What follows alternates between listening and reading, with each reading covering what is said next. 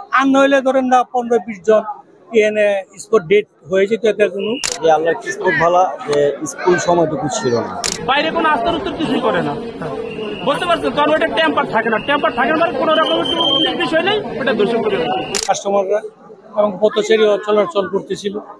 এর মধ্যে ধরেন না 10:30 বা 10টা কত মিনিট হইব, 40 হইব বলো, এই লাগালাগি বিল্ডিং লড়তেছে।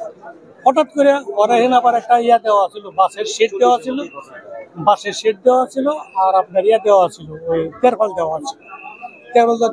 উপরে যে রিলিংটা আছে ছাদের উপরে একটা 3 ফিটের রিলিং দেওয়া হয়, এই রিলিংটা আছে না, রিলিংটা ছুটিয়া পড়ে গেছে গা ওইটার উপরে, এই শেডটার উপরে পড়াতেই মানে আত্মরক্ষাটা অনেকটা বাড়ছে। আর নইলে ধরেন না 15-20 জন এনে স্পট ডেট হয়ে যেত। এতে কোনো ভুল হইতো। এরপরের থেকে তো আপনারাই আসলেন, দেখলেন, সবকিছু বললেন, ফায়ার সার্ভিস আইলো, সেনাবাহিনী আইলো, পুলিশ আইলো। আচ্ছা আচ্ছা, এইখানে ভবনটা আসলে ধসে পড়েছে, ব্যাপারে আসলে ভবনটা ওই যে আপনি ওই যে কারণ পুরান ঢাকার ভিতরে অধিকাংশ বিল্ডিং আপনি মনে করেন পয়সা রাইখা দেয়, আস্তে পরে ইটটা ধুয়ে দেয়, ওইটার মেরামত ভালো মতো করে না পরে বিভিন্ন দুর্ঘটনা ঘটতে পারে। আপনি দেখেন ওয়ার্ড বিল্ডিং এর ভিতরে কোনো আস্তর নাই, বিল্ডিং এর ভিতরে বাইরে কোনো আস্তর উত্তর কিছুই করে না, বুঝতে পারছেন? কারণ ওটা টেম্পার থাকে না কোনো রকম বিষয় নেই, ওটা দোষে করে। তবে এই বিল্ডিংটা অনেক আগে ওই ঢালাইটা করা, বুঝতে পারছেন? দেখাইতে দেখতেছে পুরান, এখন আপনার ভূমিকম্প হয়েছে, ওটা লাড়া খাইছে পড়ে গেছে, ওটার মানে অনেকদিন হয়ে গেছে, ওটার আর টেম্পার নাই, তখন ওটা ধাই খাইছে পড়ে গেছে।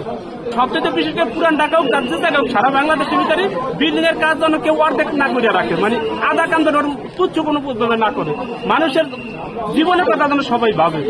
একটা বিল্ডিং করলে যেন সম্পূর্ণ কাজ 16 আনা যেন শেষ করে, কথা বলতে পারছেন? আধা কাম করতে বাড়াইতে ঢুকাই দিয়ে আর ওটার আর কোনো খবর নাই, মানে ওটাও ভেবেই থাকে। এখন যে সামনে ভূমিকম্পের সামনে এর থেকে বড় কিছু তো হইতে পারতো, কিন্তু এটা নিয়ে কেউ ভাবে না, কথা বুঝতে পারছেন? এইটার ব্যাপারে আপনার সাংবাদিক ভাইরা যারা আছেন বা যারা গভর্নমেন্টে যারা আছে, এইটা চিন্তা ভাবনা করতেন পুরো ঢাকার বিল্ডিং গুলো অন্তত যেন পাইপ সেটা আস্তে উত্তর করে ভালো মতন মেরামতটা যেন সুন্দরভাবে করে। আর ওটা হলো লইসের উপরে রাখা, লইসেরা তেমনি আলগা, একটা লইসা মানে গোল গোল লইসের উপরে ঢালাইটা দেওয়া।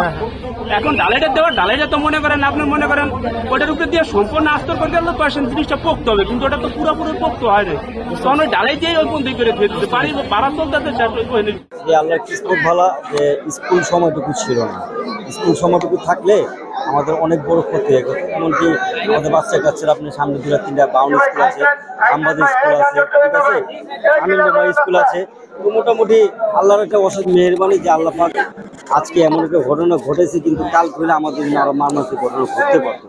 এটা আল্লাহ পাকে যে অসংখ্য শুকরিয়া আদায় করে আমরা যে আল্লাহ পাক আমাদের হেফাজত করছে। মোটামুটি আমরা দেখছি এখান থেকে 4 জনের মতো ঘটনা, 4 জনের মধ্যে 3 জন সম্ভবত মনে মারা গেছে, আমরা জানতে পারছি মৃত্যুরা আছে। আমাদের প্রতিদিন এখানে মাংস বিক্রি হয়, নয়নের মাংস নাম করা, তো ওটা প্রতিদিন মোটামুটি কম বেশি বিক্রি হয় আমাদের পুরান ঢাকার মধ্যে।